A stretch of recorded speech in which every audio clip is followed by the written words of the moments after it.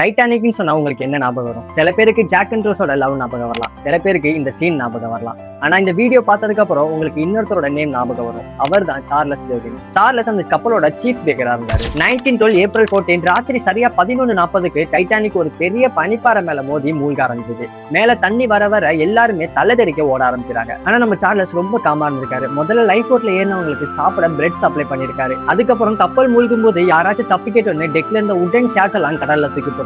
எல்லா மக்களையும் தப்பிக்க வச்சுட்டு இவருக்கு ஒரு லைஃப் போட்ல இடம் கிடைச்சுமே இவர் ஏறல. அப்போ அவர் என்ன பண்ணாருன்னு உங்களுக்கு தெரியுமா? அவரோட ரூமுக்கு போய் ஒரு பெரிய பிஸ்கி பாட்டில் எடுத்து அவர் மட்டையாகிற அளவுக்கு குடிச்சிட்டு இருக்காரு. கப்பல் சரியா நடுராத்திரி 2 துண்டா உடஞ்சி கடலுக்குள்ள விழுற வரைக்குமே குடிச்சிட்டே தான் இருந்திருக்காரு. ஃபைனலா கப்பல் முழுசா முழுக போற நேரத்துல அவருமே கடலுக்குள்ள குதிக்கிறாரு. -2 டிகிரி இருக்கிற தண்ணியில எந்த ஒரு மனுஷன் குதிச்சாலுமே 2-3 நிமிஷத்துல செத்துருவான். ஆனா சார்லஸுக்கு எதுவுமே ஆகல. கிட்டத்தட்ட 2 மணி நேரமா அந்த தண்ணிலேயே மிதந்துட்டு இருந்திருக்காரு. கடைசியா ஒரு லைஃப் போட்டை பாக்குறாரு. அதுல கையை காட்டி எந்த ஒரு அடியுமே இல்லாம எந்த ஒரு காயமுமே இல்லாம அவரை காப்பாத்துறாங்க. டாக்டர்ஸ் எல்லாம் எப்படி தப்பிச்சிங்கன்னு ஆச்சரியமா கேட்டப்போ, நான் எதுவும் பெருசா பண்ணலப்பா, நான் அடிச்ச சரக்கு வேணா என்னை காப்பாத்திருக்கலாம்னு கூலா சொல்லியிருக்காரு.